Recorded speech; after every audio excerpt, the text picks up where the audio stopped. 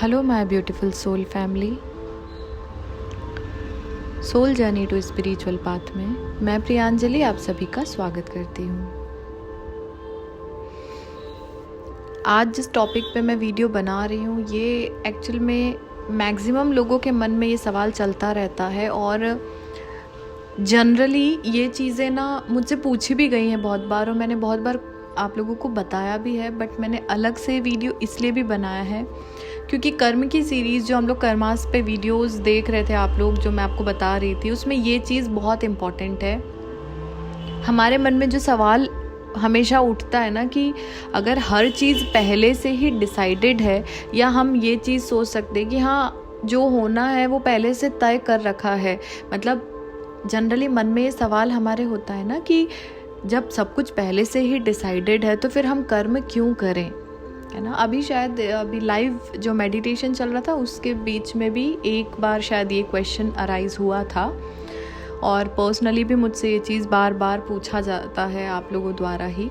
कोई मुझे मैसेज करता है, कोई मेल करता है कि दीदी अगर हमें पता ही है, मतलब जब बात यही सब लोग कहते हैं कि सब कुछ पहले से निर्धारित है तो फिर कर्म क्यों करना चाहिए, फिर कर्म करने से क्या फ़ायदा, है ना। तो मैं एक चीज़ बोलूँगी, कर्म करना ही जो आज आपके साथ हो रहा है और जो निर्धारित, या हम बोल सकते हैं कि मान लीजिए कि आप जो पिछले जन्म में कर्म करके आए हैं वो आपके इस जन्म के 30 साल की उम्र तक आपको मिलेगा, ठीक है। और हम सोच रहे हैं आज कि हम मान लीजिए 25 या 26 साल की उम्र है मान लो आपकी, और आप ये सोच रहे हो कि जब सब कुछ पहले से निर्धारित है तो हम कर्म क्यों करें।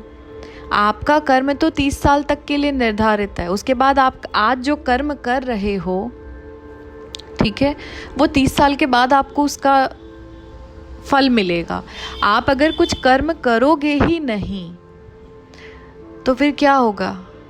निर्धारित जो हम बोलते हैं ना कि पहले से निर्धारित, वो हम ही करके आए हैं, ठीक है। हमारे कर्म जो हमने पहले कर लिए थे वही उसी का भुगतान आज हम कर रहे हैं, और अच्छे कर्म थे तो आज उसका फल भोग रहे हैं। लेकिन हम ऐसे नहीं बैठ सकते क्योंकि अगर मनुष्य जीवन मिला है, अगर ये पृथ्वी लोक में हमने जन्म लिया है, किसी भी योनि, किसी भी जाति, किसी भी धर्म में अगर आपने जन्म लिया है, इसका मतलब है कि ये कर्म का जो चक्र है उसमें आपको आना ही है।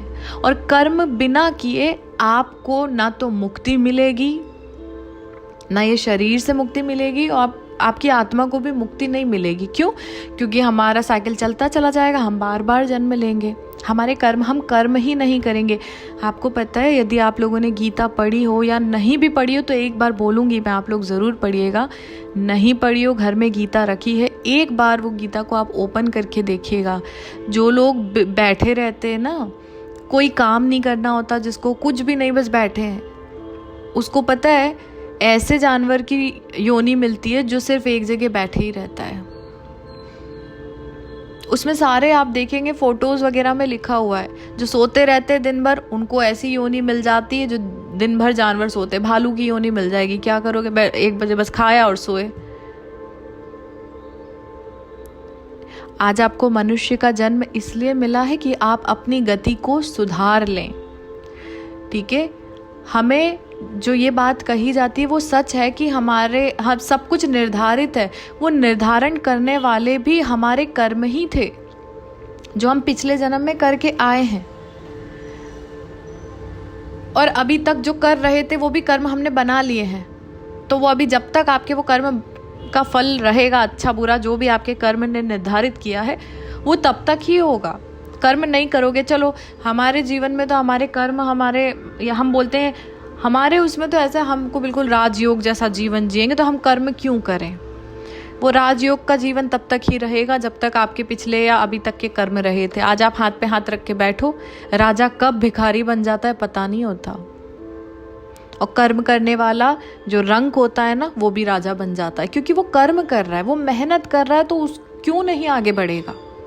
वो उसका भविष्य आज तैयार कर रहा है। हमारे माता पिता हमको क्यों पढ़ाते लिखाते हैं, ताकि हमारा भविष्य अच्छा हो। आज जो बोया जाएगा वही आगे भविष्य में फल मिलेगा। तो नियति में जो आप लिखवा के आए हो वो आपकी डेस्टिनी आपने वहाँ तक की ही बनाई है जहाँ तक के आपके कर्म रहेंगे। हम ये सोच के कर्म ना करें कि सब कुछ तो निर्धारित है, तो जितने साल तक के लिए आप निर्धारित करके आए हो बस तब तक ही वो चीज़ मिल रही है आपको। उसके बाद आज कर्म नहीं करोगे तो खाने के लिए भी नहीं कमा पाओगे। कर्म नहीं करोगे तो कुछ नहीं हो पाएगा। कर्म करने के लिए ही हमें मनुष्य रूप मिला है। अगर आज आपको ये योनि मिली है, मनुष्य जाति में हमारा जन्म हुआ है, वहीं से आप समझ लीजिए अब वो समय है कि आप अपने कर्म, क्योंकि बुद्धि जो है वो मनुष्यों को दी गई है। जो पशु पक्षी हैं उनको सिर्फ इमोशंस मिले हैं, वो प्रेम जानते हैं, उसके अलावा उनके मन में छल कपट नहीं होता। उनके दिमाग में, उनका दिमाग बोलते ना, उनमें ऐसी बुद्धि नहीं है कुटिल।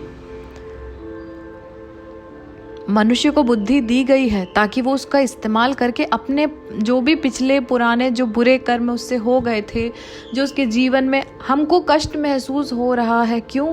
क्योंकि हमने गलतियां की थी। अब हम मनुष्य रूप में आ गए, हमारी बुद्धि में हमको समझ में आ रहा है कि हमसे कुछ पिछले जन्म में या पिछले समय में हमसे कोई गलती हो गई थी, उसको हम अब सुधार सकते हैं।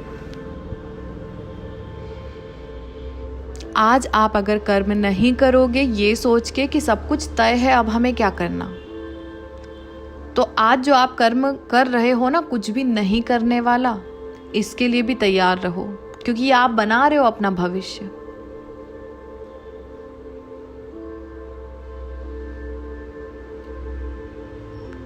ठीक है।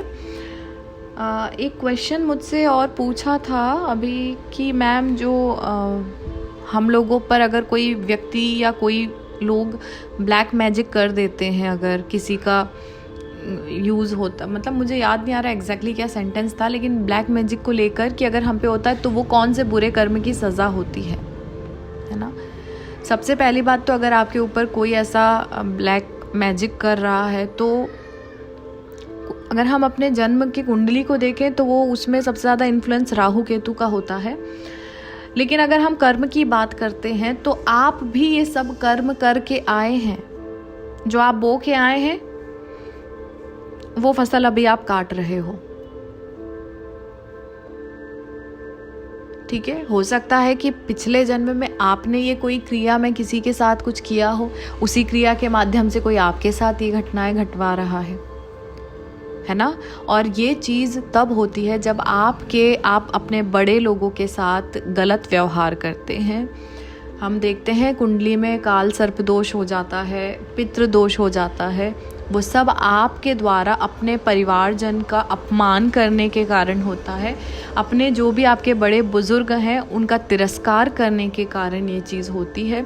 अगर ऐसे आपके कुंडली में योग बनते हैं कभी पितृदोष या काल सर्प दोष के, आपको उसका निवारण ज़रूर करना चाहिए। और अब भविष्य में कभी अपने से बड़ों का आप अनादर ना करें। अपने परिवार के लोगों के साथ आप कोई भी उनका तिरस्कार करके, उनका अपमान करके उनका दिल मत दुखाइए।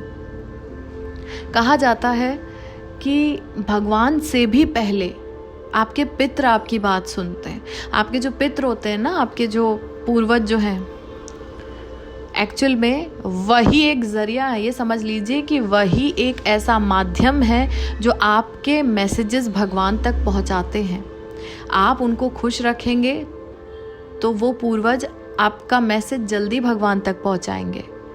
और अगर आपने उनको कष्ट दिया है तभी तो फिर हमारे जीवन में कष्ट आते, क्योंकि हमने उनको इतना कष्ट पहुंचा दिया कि वो अब आपकी सुन ही नहीं रहे।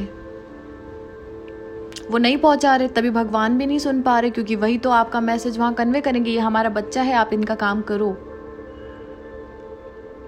अपने से बड़े, अपने माता पिता, अपने दादा दादी, आपके नाना नानी, जो भी आपके घर में बड़े लोग हैं, वो आपको कितना भी डांटे, वो आपके साथ कैसे भी रहे, आज आपको लग रहा है बुरा, लेकिन जब वो इस दुनिया में नहीं रहेंगे तब वही आपके जीवन में सुख और दुख का कारण बन सकते हैं। अगर आप उनकी आत्मा को दुखाओगे तो वो आपका मैसेज भगवान तक नहीं लेके जाएंगे। और अगर आप उनको प्यार से रखेंगे, उनको सम्मान देंगे, वो हमेशा आपका अच्छा चाहेंगे। और भगवान के आगे सबसे पहले वो पहुंचेंगे, आपके मन में वो ख्याल आएगा और वो पहुंच जाएंगे कि हमारे बच्चे का काम करो, हमारा बच्चा दुखी नहीं होना चाहिए। जीते जी तो लोग अपने जो बड़े लोग हैं उनका सम्मान करते नहीं हैं। आजकल तो लोगों को मैंने देखा है कि जो लोग नहीं रहते उनका फटाफट 3 दिन में सब चीज़ें करवा देते हैं ख़त्म, क्योंकि हमारे काम पे हमको छुट्टी नहीं मिल रही। वो आपके माता पिता, आपके दादा दादी जो लोग हैं, नाना नानी जो लोग हैं, उन्होंने अपना पूरा जीवन दे दिया आपको और आपके पास उनके लिए समय ही नहीं है। और फिर आप सोच रहे हो आपके चुटकियों में काम हो जाएंगे। आपको समय निकालना पड़ेगा। मान लीजिए आपको काल सर्पदोष की पूजा करनी है, आपको पितृदोष की पूजा करवानी है, लेकिन आपको छुट्टी नहीं मिल रही है। अभी आपकी तबीयत खराब होगी तो आपको छुट्टी मिल जाएगी। जैसे हमारी तबीयत होती है ना, वैसे वो भी एक बहुत बड़ा प्राथमिकता वाला काम होता है। उनको संतुष्टि पहुंचाना आपका कर्तव्य बनता है। भले ही आज आपके एंसेस्टर्स आपके आसपास नहीं है, लेकिन आपके कर्म को ठीक करने में, आपसे जो गलतियां हो गई उनको सुधारने की कोशिश करिए। हो सकता है आपने उनका अपमान किया, उनको कहीं दिल दुखाया, उनके साथ कुछ ऐसी चीज़ें आपने कह दी, उनका दिल दुखा हो। उस वक्त तो वो माफ़ तो कर देते, लेकिन आत्मा पे पहुंची जो चोट होती है ना, वो माफ़ नहीं हो पाती। ये भी कहा जाता है, अगर आपने, नाम तो मैं नहीं लूँगी, लेकिन हाँ कुछ पुराण वगैरह अगर पढ़ी हो, स्पेशली गरुड़ पुराण में बोल देती हूँ आपको, उसमें मैंने एक चीज़ ये, अगर आपने कभी पढ़ी हो या सुनी हो कहीं पे, तो एक चीज़ ये ज़रूर होती है उसमें कि शिव पुराण में भी इसका उल्लेख किया हुआ है कि जब बच्चा पेट में बनता है ना, जब कोई महिला प्रेग्नेंट होती है, बच्चा बनता है, तो जब वो पेट में आता है ना अंश बच्चे का, तब आपके जो पूर्वज होते हैं वो भगवान को सारी चीज़ें बताते हैं। इस हाथ से मुझे थप्पड़ मारा था, इसके हाथ में आप कुछ वो करो, इस हाथ से मुझे बहुत अच्छा इस बच्चे ने किया था, आप इसकी किस्मत में बहुत खुशियां भर दो। पितृ ही होते हैं। आज जो कुछ बच्चे दिव्यांग पैदा हुए देखे होंगे आपने, ये उनके पिछले जन्म के कर्म ही थे, जो उनके पूर्वजों ने बताया, इसने मुझे लात मारी थी, इसको एक पैर से आप ऐसा कर दो, इसकी ये वाली पैर इसने मुझे मारा था, इसने अपने मुंह से मुझे गाली दी थी, आप इसके मुंह में कुछ ऐसा करो, इसको कोई परेशानी हो। क्योंकि ये आपकी सज़ा, वो बच्चा जब बन रहा होता है ना, तब आपके पूर्वज ही दिखाते हैं रास्ता, क्योंकि आपके पूर्वजों से पूछा जाता है, क्योंकि आप उनके वंशज हैं, कि इन्होंने आपके साथ कैसा बर्ताव किया था, वो बताएंगे ऐसा किया था, उस हिसाब से बच्चा बन जाता है। इसलिए ये चीज़ का आपको ध्यान रखना है। कर्म जो बन चुके हैं आपके, वो तो ठीक है, अब तो हो गए, लेकिन उनको सुधारना आपके हाथ में है। अपने कर्म को ठीक रखना आपके हाथ में। आज आप जो भी कर्म करोगे वो भविष्य में आपका आने वाला कल है। आपके साथ जो हो रहा है वो आपके पिछले कर्म का नतीजा है। अगर आज आप कर्म करना बंद कर दोगे तो भविष्य में क्या होगा उसके लिए तैयार रहो। कर्म ही नहीं करोगे तो खाने को भी नहीं मिलेगा। आज अच्छे कर्म करोगे तो भविष्य अच्छा मिलेगा, आज बुरे कर्म करोगे तो भविष्य में न जाने क्या क्या सामना करना पड़ेगा। इसलिए अपने कर्म को बहुत सोच समझ के करिए।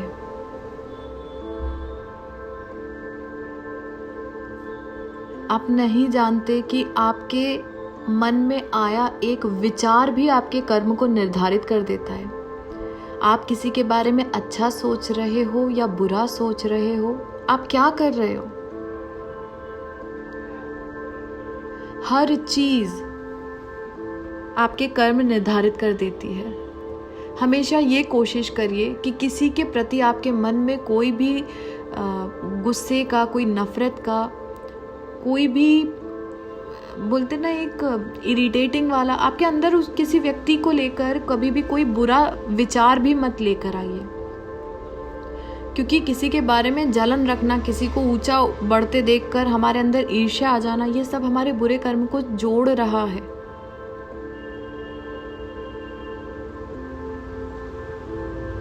कर्म एक ऐसा, मैंने हमेशा ही बोला है कि इस दुनिया से आप सब कुछ छुपा सकते हो, लेकिन कर्म एकमात्र ऐसी चीज है आप नहीं छुपा सकते इसको। कर्म आप कर लो, आपको लग रहा है आपने जो कर्म किया है वो किसी को नहीं पता, आपके मन में किसी को लेके ईर्ष्या है, किसी को नहीं पता, पर वो ऊपर वाला देख रहा है और वो हिसाब करेगा। जिससे आप ईर्ष्या कर रहे हो वो और आगे बढ़ेगा और आप वहीं रह जाओगे। हमेशा एक चीज़ आप दिमाग में रखिए, जो भी आपके आसपास अगर कोई आपको किसी से ईर्ष्या हो रही है ना, अगर मान लीजिए आपके मन में किसी के प्रति बहुत नफरत का भाव दिख रहा है आपको, उसको कैसे ठीक कर सकते हो आप अपनी आंखें बंद करके ये सोचो, ये एक दिव्य आत्मा है, शरीर किसी का भी है, आपके साथ उसका संबंध कैसा भी है, लेकिन ये भी वहीं से आई है इसकी आत्मा जहाँ से मेरी आत्मा आई है। हम सब के माता पिता एक ही है, वो ऊपर वाला। हम सब एक दूसरे की यहाँ मदद करने, एक दूसरे को सिखाने आए हैं। तो मैं क्यों इस सोल से नफरत करूँ, या क्यों इस आत्मा से मैं इसके प्रति ईर्ष्या का भाव रखूं?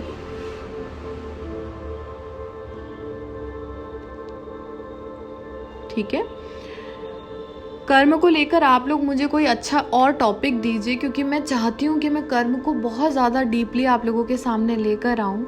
बट अभी मेरे पास एक बहुत ज़्यादा एक क्वेश्चन आ रहा था कि हम कर्म क्यों करें, वो चीज़ मैं आपको इसमें बताना चाह रही थी। ब्लैक मैजिक को लेकर अभी एक ने मुझसे पूछा है, मैं और डिटेल में आपको बताऊँगी। एक्चुअल में बहुत मुश्किल में मैं वीडियो बना पा रही हूँ, क्योंकि बाहर बहुत शोर हो रहा है, आपको सुनाई भी दे रहा होगा, बैकग्राउंड में काफ़ी हॉर्न भी बज रहे हैं। तो मैं आपको डिटेल में ज़रूर बताऊंगी। और एक चीज़ ये भी बोलूँगी कि ब्लैक मैजिक अगर आपको लग रहा है कि आपके ऊपर हो रहा है, इसके लिए रिस्पॉन्सिबल राहु केतु है।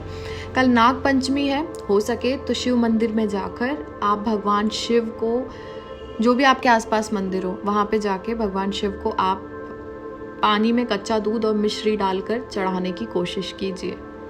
ठीक है, और हनुमान चालीसा का पाठ आप हमेशा करिए घर में। हो सके तो घर में दोनों टाइम कपूर और गूगल की धूप हर कमरे में दीजिए, ताकि घर में नकारात्मक ऊर्जा और किसी की भी बुरी नज़र ना लगे। ठीक है, जनरली अगर आप पहन सकते हैं तो ब्लैक टर्मलाइन आप लोगों को यूज़ करना चाहिए। घर में नकारात्मक महसूस हो रही है एनर्जी, तो घर के बाहर या तो आप हैंगिंग लटका लीजिए, या घर के अंदर आप एक पिरामिड रख लीजिए ब्लैक टर्मलाइन का।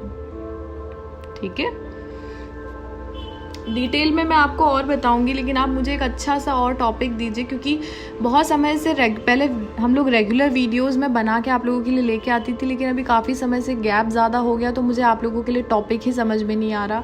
ये ही नहीं मैं समझ पा रही हूँ कि मैं आपको कौन से टॉपिक पर वीडियो बना के दूँ। तो आप मुझे टॉपिक दीजिए कॉमेंट में, ताकि मैं फ्रिक्वेंटली आप लोगों के जैसे जैसे सवाल और टॉपिक मुझे मिलेंगे, मैं वैसे वैसे आप लोगों को वीडियो बनाकर देती जाऊँगी। ठीक है, सो इस वीडियो में इतना ही।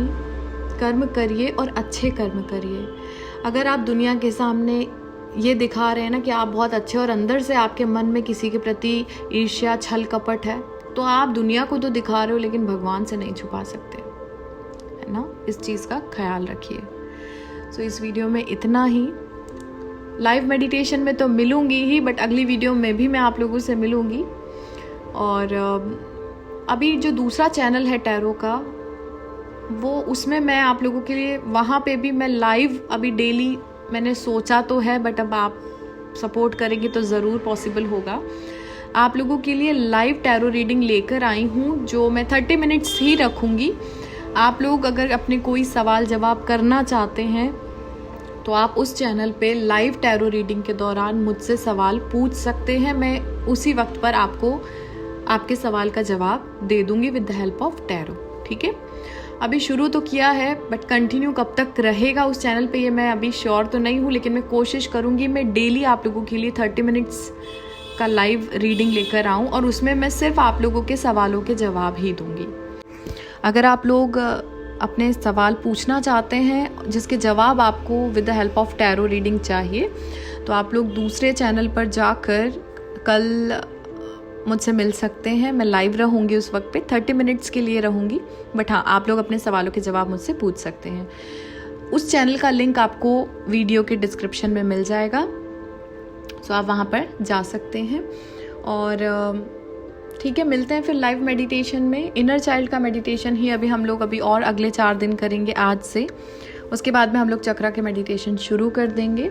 अगर आप लोगों को चक्रा हीलिंग का कोर्स ज्वाइन करना है तो आज का दिन और है, क्योंकि बेसिक सिर्फ इंट्रोडक्शन ही हुआ है। कल से प्रॉपर क्लासेस शुरू हो रही हैं चक्रा हीलिंग की। अगर आप लोग ज्वाइन करना चाहते हैं तो आप लोग मुझे कमेंट में या फिर डिस्क्रिप्शन पे जाके व्हाट्सएप की लिंक पे डायरेक्टली मुझे मैसेज करेंगे तो मुझे सीधे व्हाट्सएप पे आपका मैसेज मिल जाएगा, ठीक है। सो आप लोग मुझसे कांटेक्ट कर सकते हैं। अपार्ट फ्रॉम दैट, अगर आप लोग अपनी कुंडली का एनालिसिस करवाना चाहते हैं, टैरो का पर्सनल रीडिंग लेना चाहते हैं, हीलिंग कंसल्टेशन, काउंसलिंग, कुछ भी अगर आप लेना चाहते हैं तो मुझसे कांटेक्ट कर सकते हैं। सो मिलती हूँ आपसे आपके कुछ सवाल जवाब के साथ में लाइव मेडिटेशन में रात में, और अगली वीडियो जब तक कि आपका कोई टॉपिक मुझे नहीं मिलता तब तक के लिए बने रहिए मेरे साथ। Thank you so much, stay tune.